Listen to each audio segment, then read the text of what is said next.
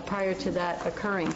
We discussed this both at the mid-year financial report session back in February, as well as during our budget hearings, was that last week or the prior week, to transfer funds from public health to social services, both for fiscal year 9-10 and next year 10-11. This is due to the tremendous increase in caseloads in social services and some savings that we have accrued in public health to help offset some of the increased costs to social services funds, which would negatively impact the county general fund. So today's action requires the board to have a public hearing, take any comment prior to the board adopting a minute order, which would then authorize the transfer for both the current fiscal year as well as next fiscal year. The transfer amount for the current fiscal year is approximately $167,000. Next fiscal year, it's approximately $163,000. Are there any questions, Ms. Boyce? Any comments from the board? I'd like to open the public hearing. Does anyone have anything they'd like to address on this item?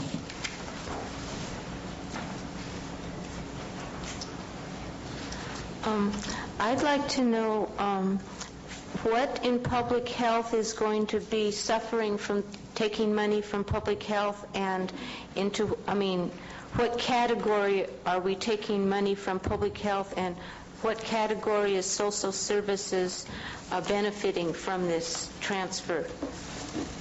Okay, thank you. Yeah, I can attempt to answer that, and I know Colleen Tracy, Health Services Agency Director, is here as well. In public health, there were a number of vacant positions that were funded that were not filled. We intentionally held positions vacant for a number of years to accrue savings, anticipating that, unfortunately, as we watch the economy tank, that this, in fact, might be problematic and that social services caseloads could increase. The increase in social services is for the county match for our TANF, for our temporary assistance to needy families, people who need food, shelter, and clothing, as well as foster care. There have been a number of actions taken by the courts that increase costs to foster care, as well as some of the other realigned programs that perhaps Mary can speak to. It's not an action that anybody would like to take, to be able to, to take money from health to give to social services or vice versa. These families require our help. This is one action that we believe can really assist families with the limited dollars that we have. Are there any other public comments on this item? I'd like to bring it back to the board. Ms. Boyce, did you have a hard time with this one? You bet. There's no pleasure in taking money from health to give it to some other pot, because we do have unmet needs on the health side. I just didn't know if you had any role conflicts on this one. You have to look at it objectively. You look at the community as a whole. I thought you did. Are there any other comments from the board? May I have a motion, please? Marita, did you open the public hearing? Yeah. Actually? Okay. I thought I did. Okay. I did. Want to close it? Joyce said I did. All right. Did. Okay, I missed that. Sorry. Thank you. All right. I will bring it back to the board. Does any other questions or comments? May I have a motion on a minute order, please, allowing for the transfer of 10%? So moved, Madam Chair. Second. Okay. All in favor? Aye. Opposed? Passes on a 5-0. I'd like to move to the budget items.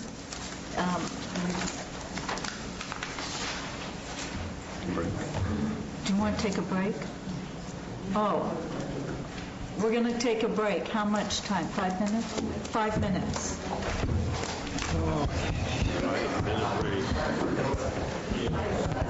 How we're going to spend your money?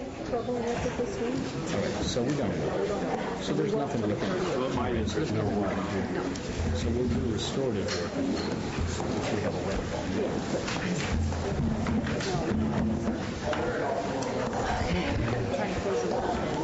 I'd like to move to items 17 through 20, and just to give a little housekeeping on how we're going to do this. On the staff report to the board, items 1, 2, and 5 are under item 17. Item 3, in-home supportive services, is item 20. We will adjourn as the Board of Supervisors, reconvene as in-home supportive services. We will then adjourn as in-home supportive services. It's going to be the other way around, but you'll get the gist of it in a moment. And we'll convene as the Air Pollution Control District. Then we'll go to in-home supportive services. So if there's any questions, because the agenda shows one route that we're following, and then staff report, so I just want to make sure that we're all on the same page. Linda, would you like to lead us through this, please? Okay. Good morning. Linda Churches, Auditor Controller. I would like to point out a couple of things in my comments. I know I usually mention code sections that we are in compliance with, and this current year is the first year that the Budget Act was actually changed since 1986.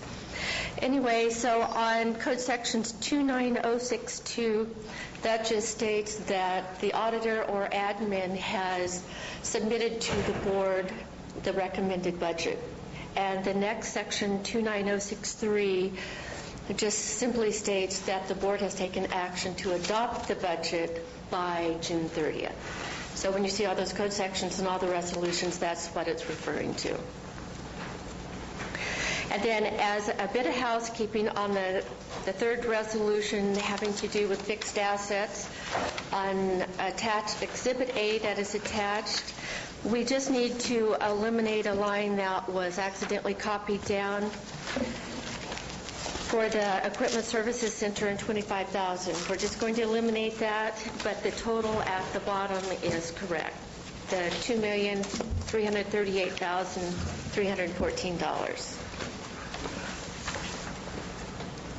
So are there any questions? I think one thing that is in the report is, in the last few years we've had the proposed, which is now called the recommended budget, online.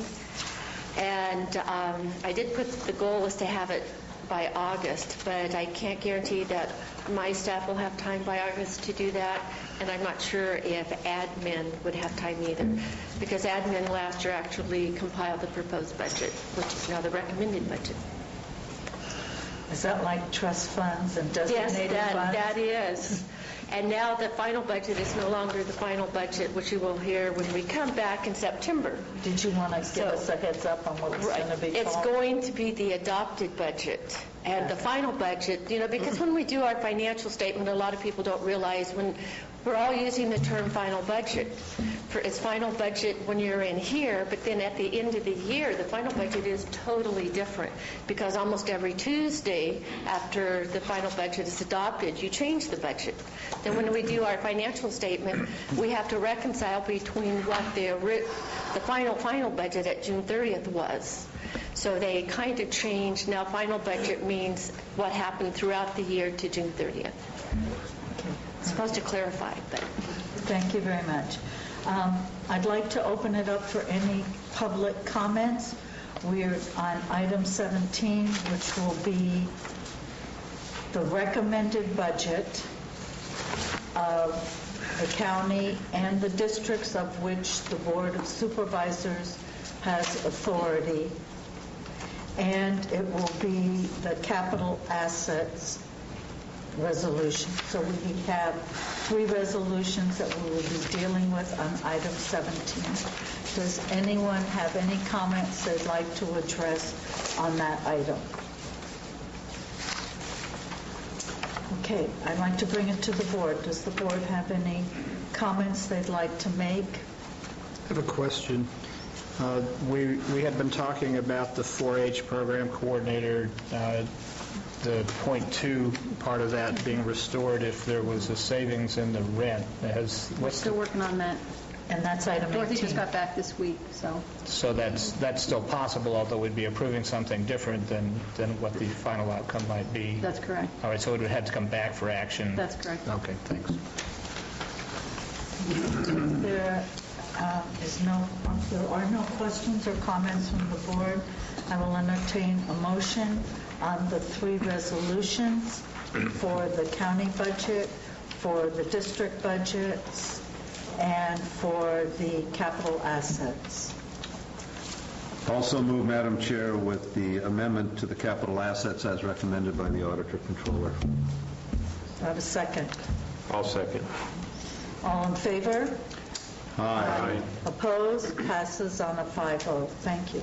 I'd like to move to 18, which is the position control position control list for 10-11. And that's item 6 on the staff report. Francine? I'm sorry, could you please identify yourself? Thank you. Francine Osborne, Director of Human Resources and Risk Management. The item before you is a resolution which would be making all the changes that the board approved as part of preliminary budget.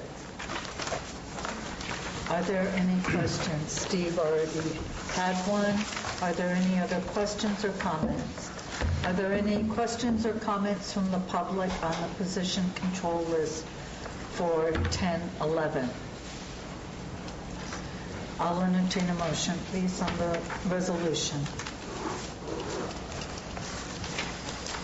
So moved, Madam Chair. What is with the supervisors today? Y'all are not in a hurry to step I'll up to second. the fold.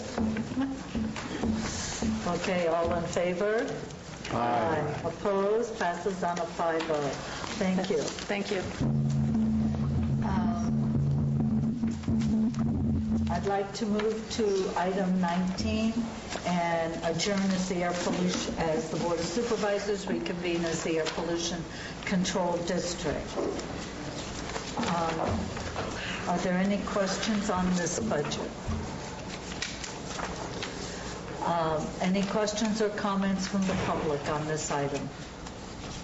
May I have a motion, please, on the resolution? So moved. May I have a second? Second. All in favor? Aye. Opposed? Passes on a 5-0. I'd like to adjourn as the Air Pollution Control District and convene as in-home supportive services. Any questions or comments from the board on this? Any questions or comments from the public?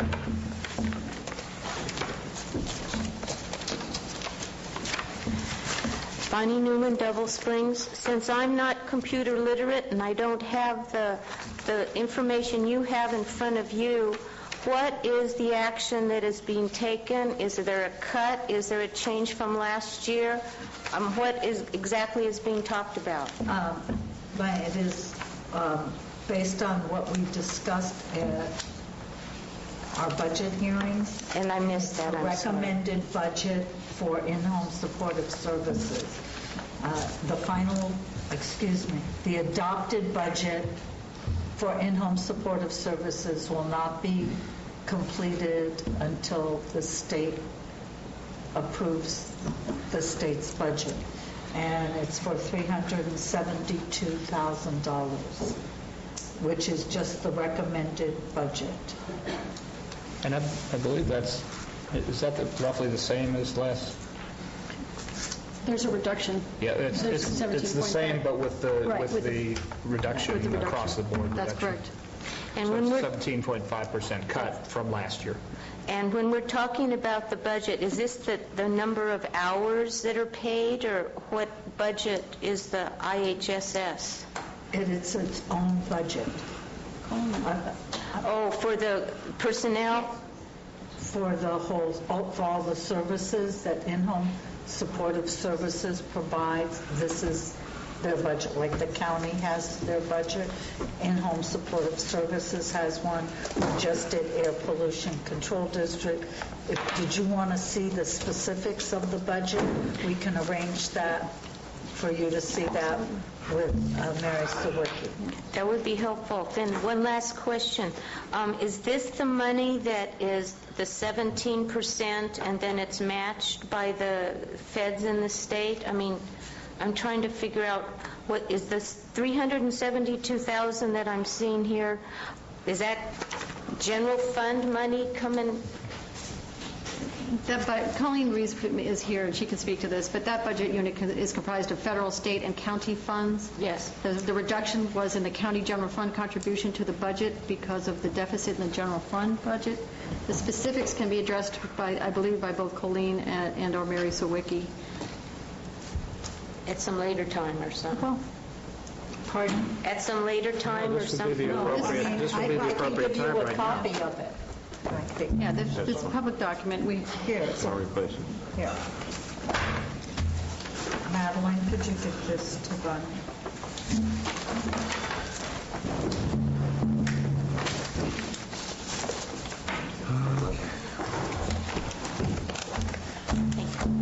Bonnie, I just wanted to remind you, we have discussed this before, and we can go through it again this afternoon after the advisory committee meeting if you'd like. I did want to make one... Please identify. Sorry, Colleen Reeves, Public Authority Manager.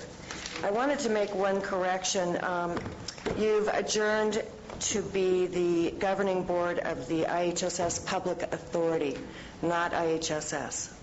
Oh, I'm sorry. It's okay. Any other questions? Thank you. Are there any questions or comments from the board? Any other public questions or comments on this budget? Okay, I'm going to bring it back to the board. If there's no questions or comments, I'd like a motion, please, on the resolution for in-home supportive services public authority. I'll move the resolution, Madam Chair. Is there a second? I'll second. All in favor? Aye. Passes on a 5-0. Thank you. I'd like to adjourn as in-home supportive services public authority and reconvene as the Board of Supervisors.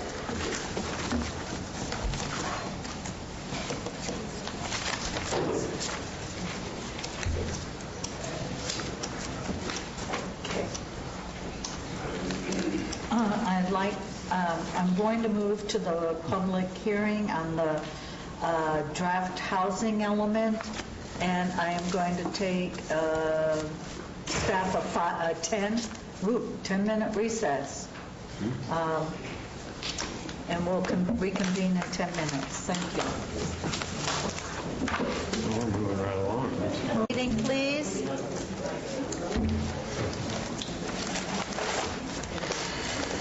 This is going to be a public hearing on resolutions for adoption of the negative declaration for the 2010 draft housing element and an amendment to the general plan.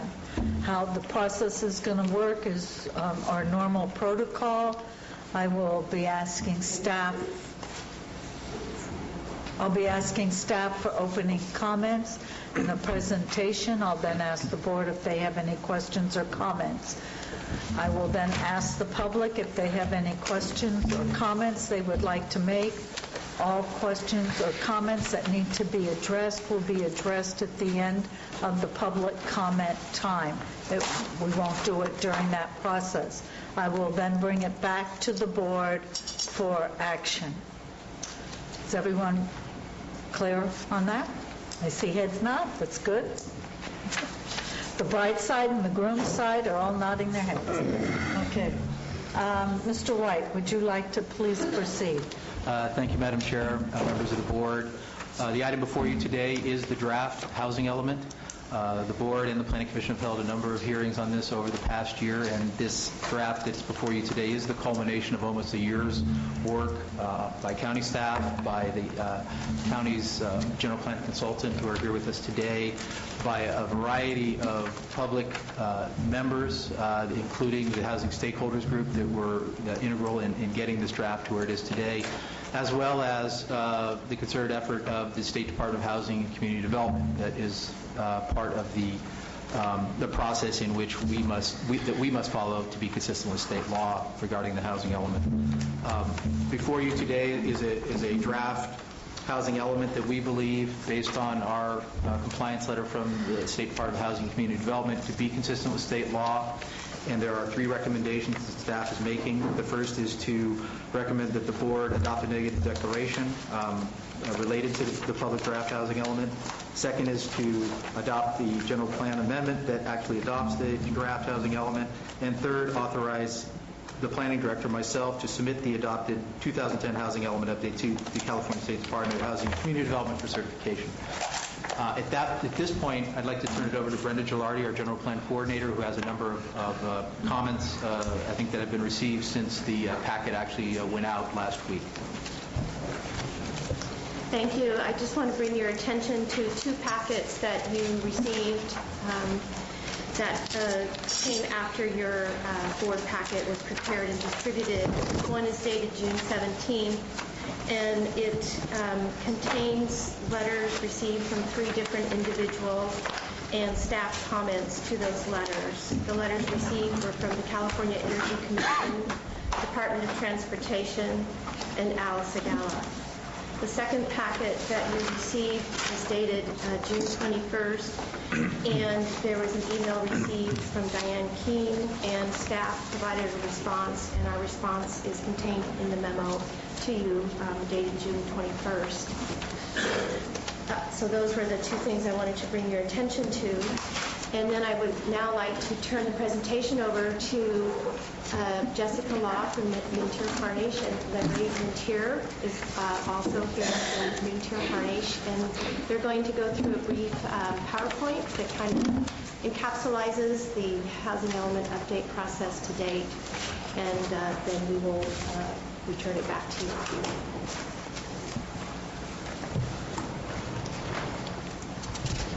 Good morning. My name is Jessica. I'm also here with Larry. As Brenda said, we are... Just a second. Can everyone hear? No. Could you bring the mic closer? Thank you. Also, Marita, could the coffee be moved? Oh, the coffee. No. I said the coffee. What coffee? Thank you. You're welcome. And now you can see. Good morning. Both Larry Mintier and I are also working on the general plan update. We are happy to say that the housing element process is coming to a close. It's been about a year, and we've been working with county staff. We've also had several meetings with stakeholder groups throughout the process. They've contributed greatly to this process. I have a very brief presentation today. First, I just want to talk a little bit about what a housing element is, the process that we've gone through in the 2010 housing element update, some comments that we received from HCD, Housing and Community Development Department, and then the next steps for the housing element. So the housing element is one of the 7 mandated elements of the general plan. It looks at the existing and the projected housing needs for all economic segments of the community. The state sets a schedule for when the housing elements need to be updated, and then the housing element, the draft housing element, is reviewed by HCD to make sure that it complies with state law. One of the main components of the housing element is the regional housing needs allocation. This is set by the state, and then the Central Sierra Planning Council distributes the regional housing needs allocation both to the county and then the unincorporated county. For Calaveras, the regional housing needs allocation was 2,344 units. Now, these are not units that the county needs to build. They're units that the county needs to accommodate. They need to show that there are available sites and show that the county is actively promoting affordable housing development. So there are 2 parts, again, and these are both shown in the background report and the policy document of the housing element. In the 2010 housing element update, we had 6 major phases that we went through. We met with stakeholders at 3 different workshops, both to review the information in the background report, to review the policy document, and then prior to submitting to HCD, we held a workshop with the stakeholders to review our comments and our revisions to HCD. And here we are now at the final adoption, or at the adoption hearing. Recently, let's see, the last time we were before you was at the joint study session in October. Since then, we have worked with HCD. We submitted it in November and then received the final conditional approval letter in May. Between then, we had one comment letter from HCD. On June 3rd, we held a public hearing at the Planning Commission in which they recommended that it come before you. So again, the housing element has two main parts. The background report, which looks at the existing housing needs, the demographics, income profile, median housing, housing information. It also looks at the available sites that could accommodate moderate and low income housing and other housing within those income brackets. And then also the policy document, which has goals, policies, programs, and quantified objectives. There were several changes from the 2005, your last housing element, to this 2010. One of the main ones is that it's now streamlined, it's much more user-friendly, and it's going to be consistent with the format for the new general plan update. There's an updated residential sites inventory, and then there are also many new programs and policies to both reflect changes in state law and some current issues in the county. There's also an implementation section and an annual reporting matrix that will make it easier for county staff to report annually to HCD on progress on the housing element. So there were several comments that we received from HCD. Some of them were administrative, minor changes, and then other ones were more substantial. Changes to the background report were there were several. Some were for the inventory. We added a projected number of units for second units, both accessory homes and manufactured units. We added a discussion of the homeless population. We discussed the draft water element and water and wastewater districts. We added some new information on energy standards and efforts to promote energy efficiency in the county. Also added a discussion of McCollum Hill design review and design review in general in the county, and then added potential zones for emergency shelters. That was in the background report. In the policy document, we added, there were changes to two programs, one of which was the Affordable Housing Study Program, and then the other was zoning for emergency shelters, and we added several new programs too. This is the list of new programs that we added. Many of these are programs for green building and energy efficiency that we worked with the building department to develop. So next steps. We're here today. It's the end of the housing element process. Once the housing element is adopted, it will be sent to HCD, and then they have 90 days to send the county a compliance letter.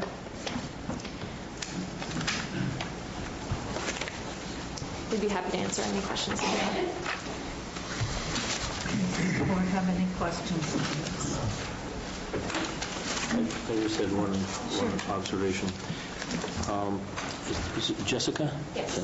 One thing that you just mentioned sort of caught my ear, that this requirement is to only to accommodate the building of these moderate and low income units, not to build them.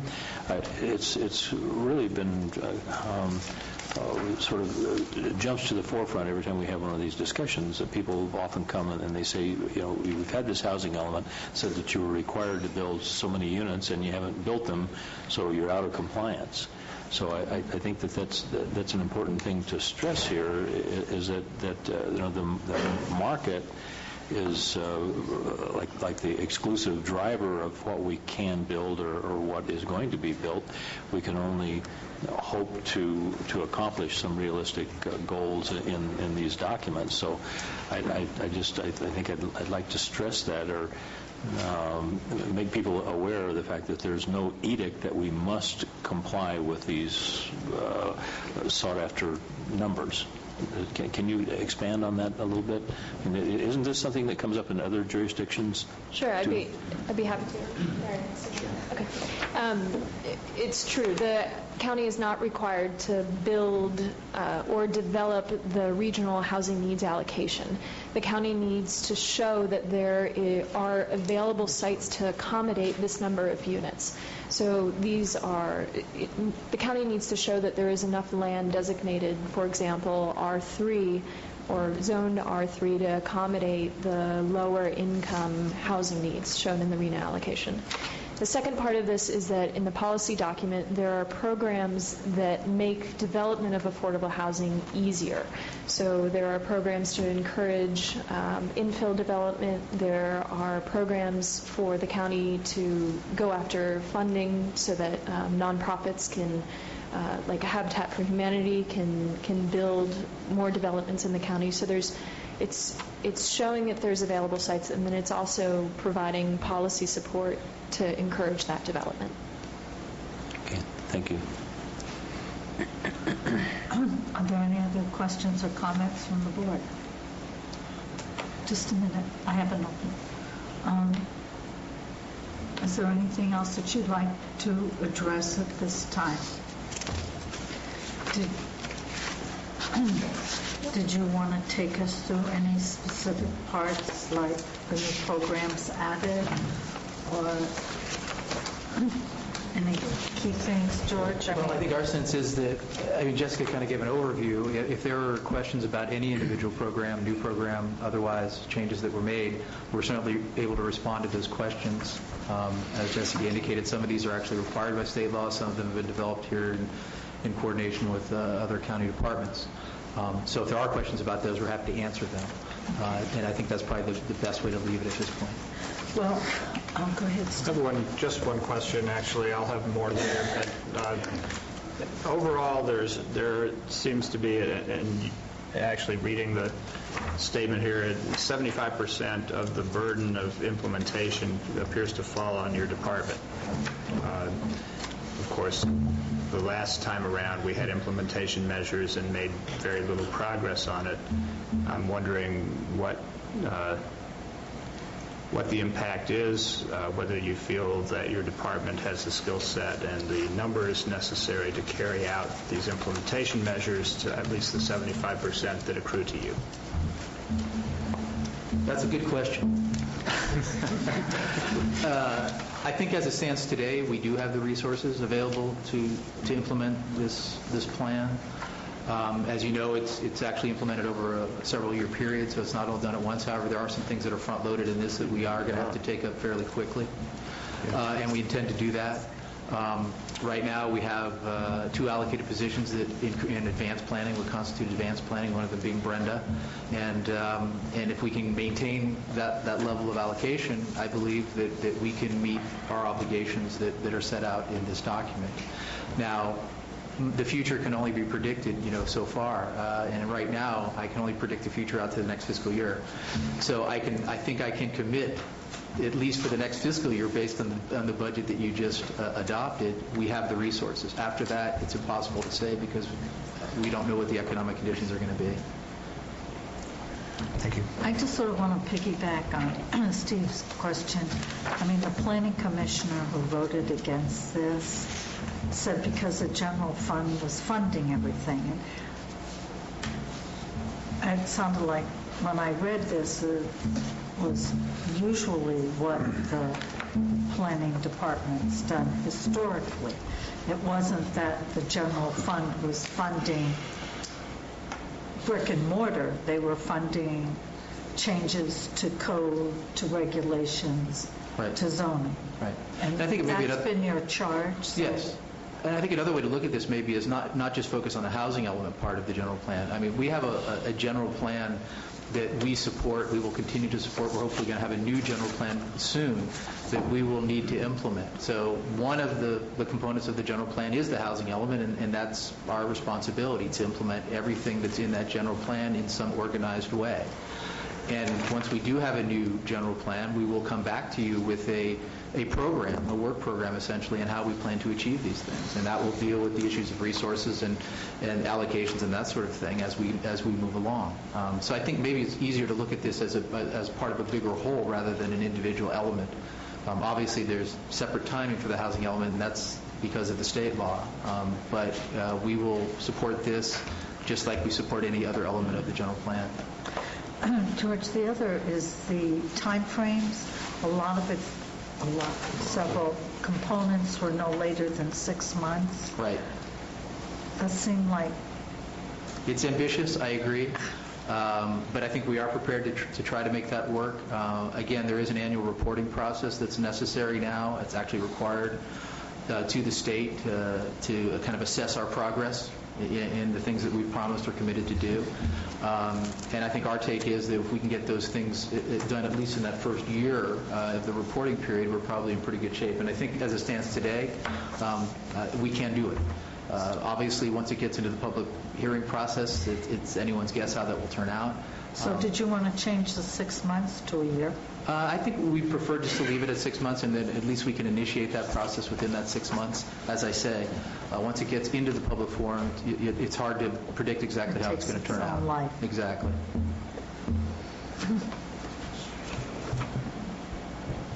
Okay, are there any other questions or comments from the board? Okay, I'd like to open it up to the public. You have 5 minutes per person, and please remember that any questions or comments will be addressed at the end of the public comment time. Hi, and please identify yourself. Thank you. David Tuno, Rancho Calaveras. Just a quick comment about Mr. Thomas's interjection to Jessica's, last name I can't remember, presentation. Let me see if I understand your point. The presentation had to do with what the plan promotes. Is that a fair assessment of the presentation?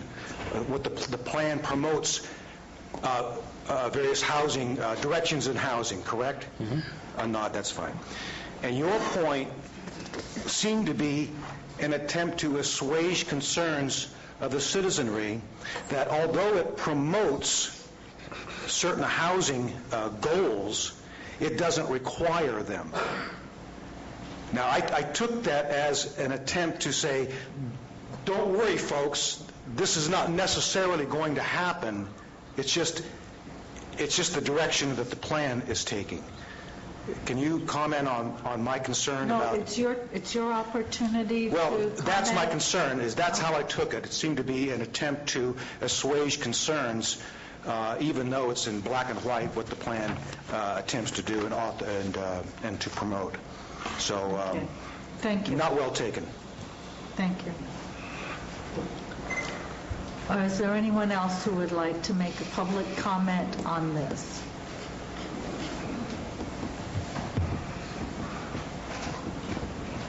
Madam Chairman, Honorable members of the Board of Supervisors, I'm Al Segala, Calaveras County Taxpayer Association. I already signed in.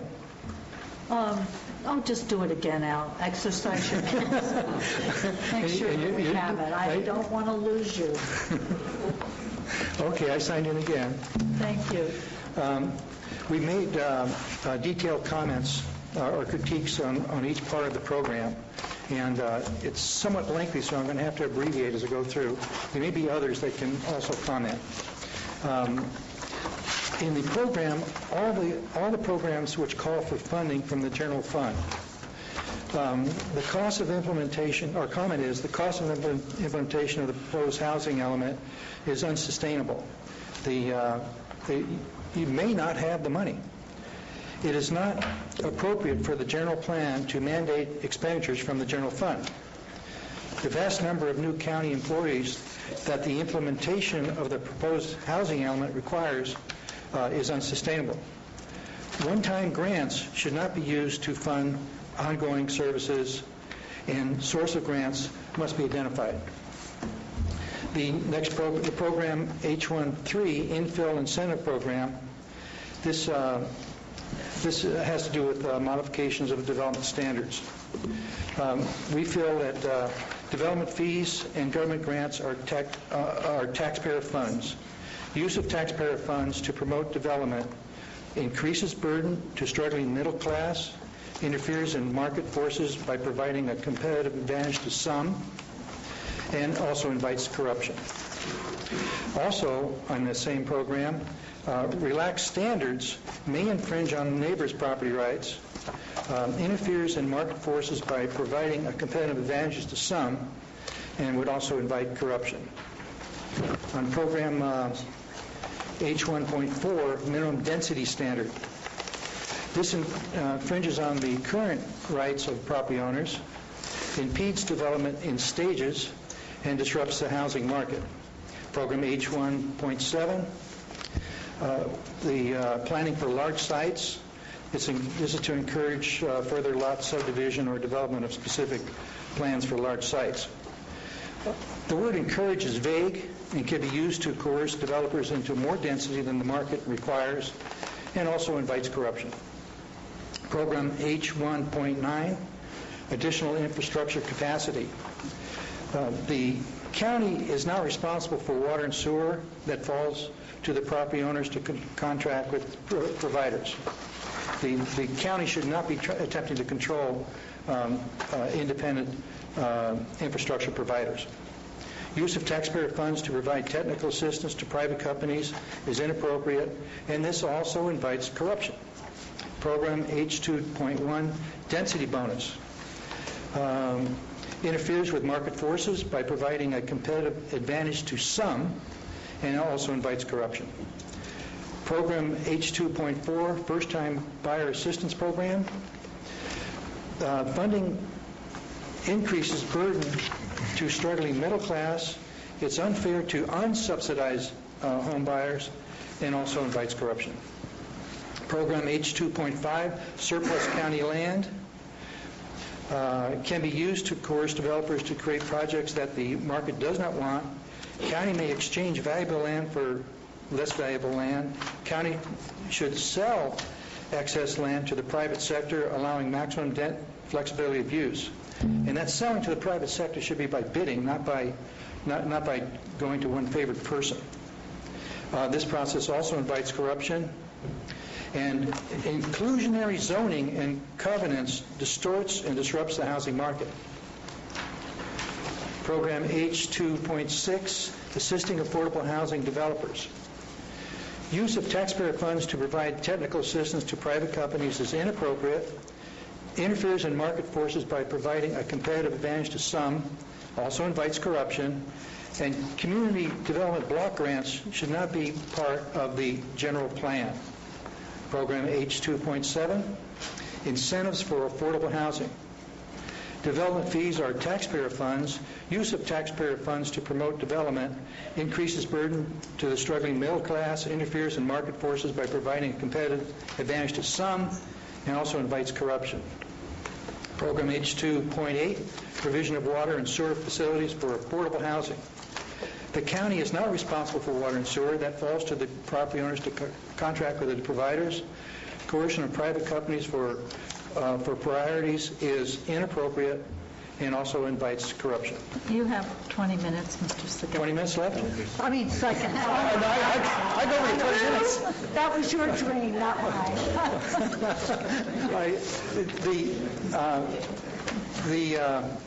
The final comment is, we know that much of this is imposed by the state, and our consultant as well as our planning department are innocent. They're just doing as they're told. However, we're commenting on these things anyway because they will affect our market, and they will affect the property rights of the citizens of this county. Thank you. Thank you, Mr. Segal.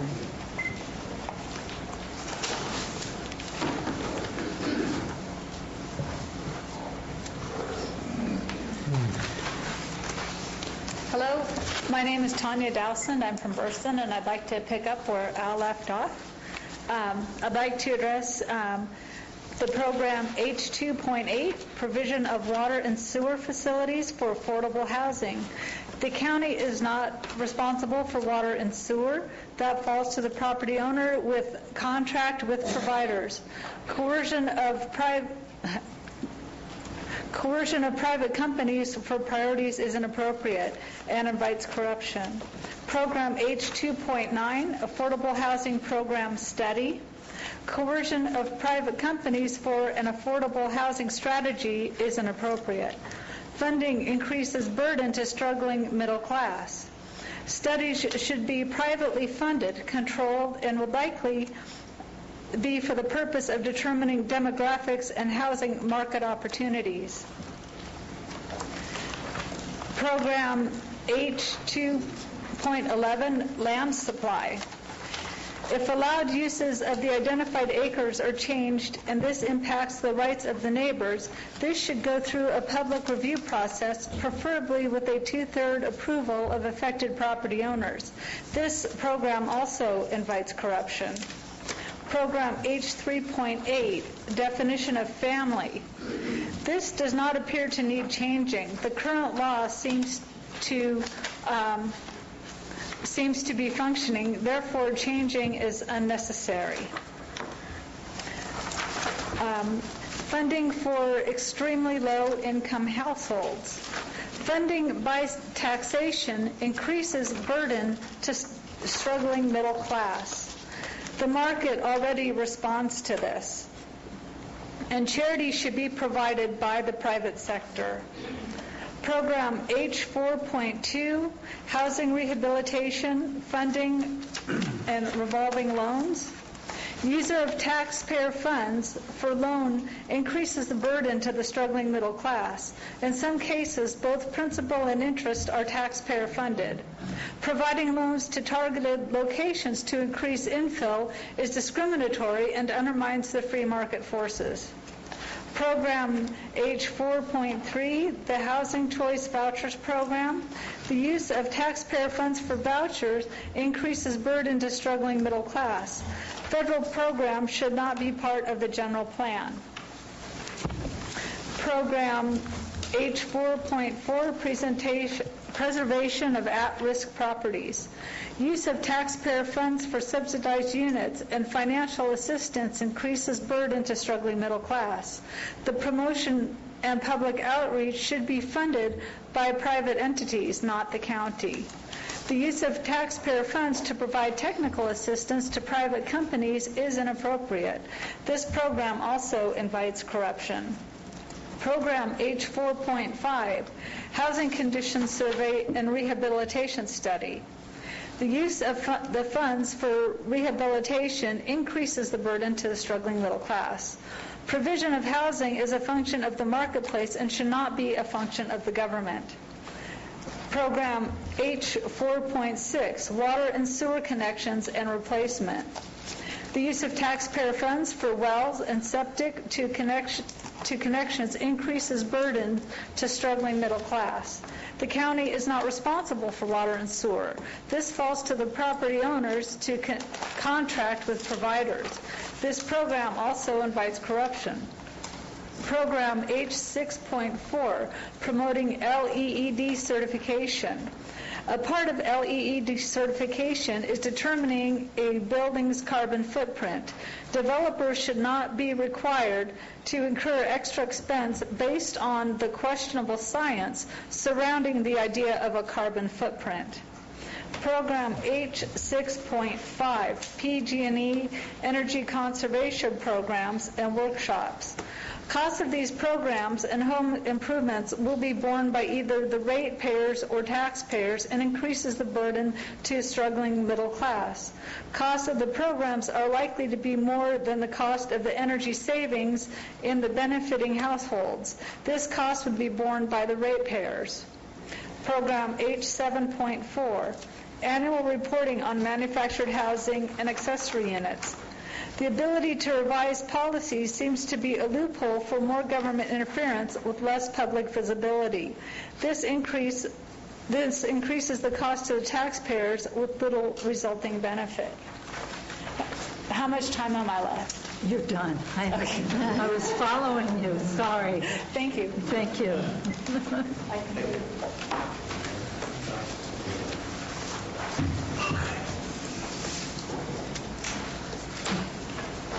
Again, my name is Peter Race, Valley Spring. Before I state, I got a question. right now you want to hear some environment impact report that Mr. White signed, or is there going to be a different program? Mr. White, he submitted an environment impact report on a line. Is that considered right now for discussion? No. No? What your question, they'll address your question. Your question is there an environmental impact report on the housing element? Is that Yes. the question? And that's He will address that. at the Separate, end. or is that right now? He Separate. will address that. Okay. When we finish. Thank you. Talk to you later. Thank you, sir. My question is, up on the board, there was a Housing Authority and Central Sierra Committee something? Planning, yes. Planning Committee. It's wonderful. I look at it, there's no agency in this county per se or contact individual. There's one at Pine Grove, and there's one Sonora, and the next one is in San Francisco. It's really nice. I just wonder are they elected? Are they accountable? Yes. They're accountable by who?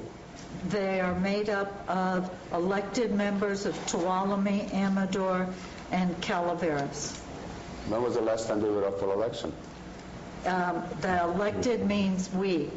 There's a member of this board who serves on the Central Sierra Planning Council. You are. There is a member Okay. of the Tuolumne Board of Supervisors. Thank you. Okay, You're because I welcome. could not find anything enough.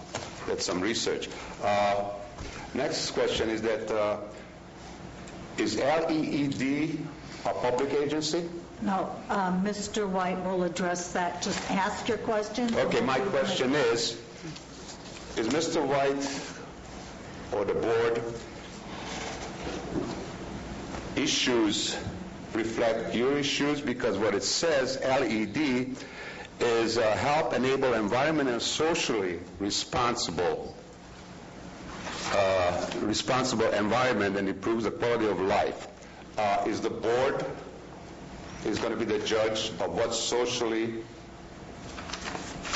best for this community, environmentally is acceptable?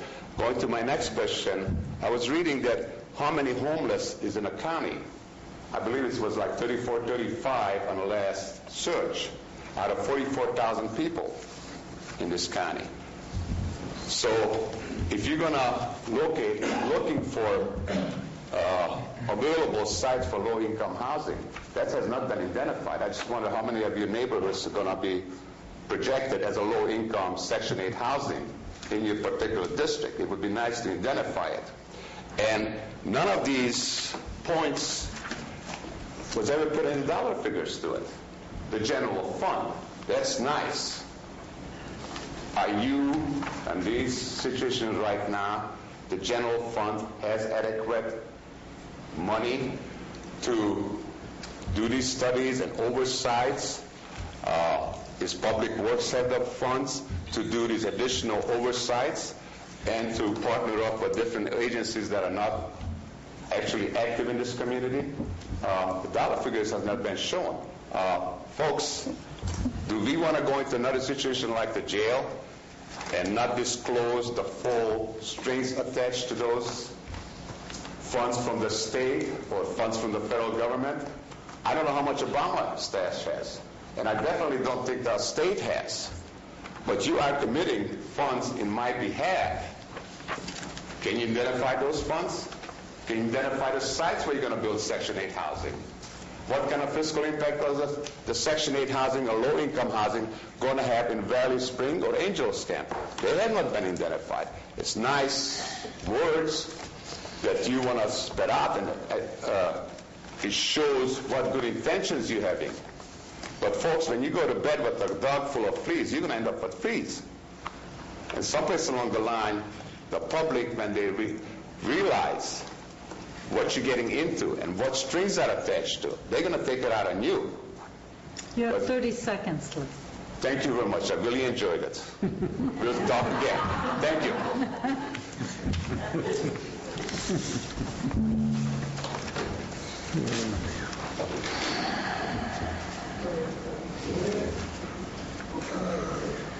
Yeah, I'm Corey Burnell from Valley Springs. I'm with the Calaveras Taxpayers Association as well as Calaveras Campaign for Liberty. A couple comments and a couple questions regarding programs H6. Comment regarding program H63.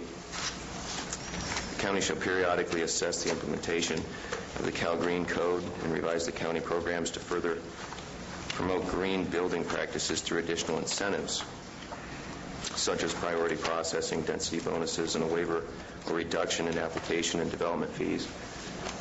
Just want to make mention to the board that that's nothing short of subsidies.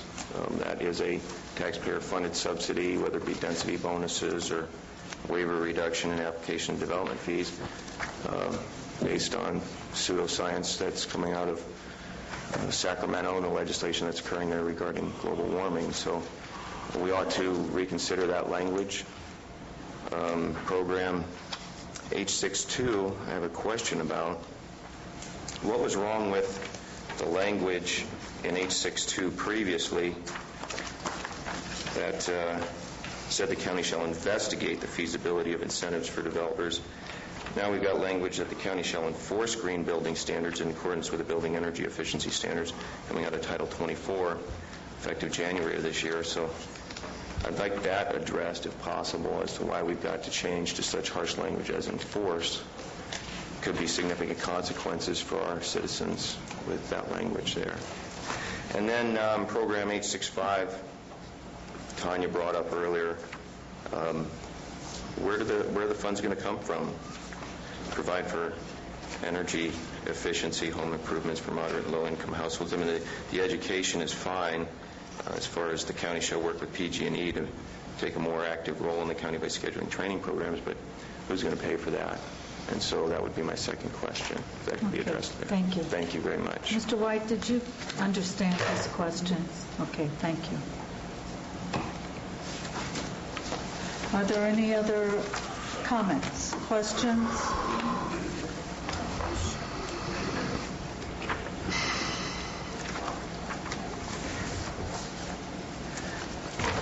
Good morning, Diane Keene. Actually, the gentleman before me brought up a good point, because since we have this 6-month period that a lot of things are going to get revised, and I think at the last meeting, you didn't give any direction to planning as to how to process applications that are in the works. Did I miss that? Please ask your questions, Diane, and they'll get to them. How you never finished? How are you going to process the applications that are in the works in the 6 months time period that's on the housing element? Okay. But the other thing is basically sort of a lot of what's in the housing element now is laws that the state put out, and we never addressed. So we got to start paying a little bit more attention to when the state passes new laws, is to address them, for one.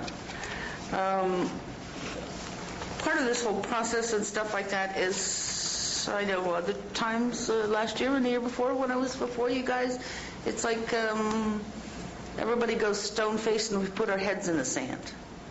As supervisors, if you're going to represent people in the county,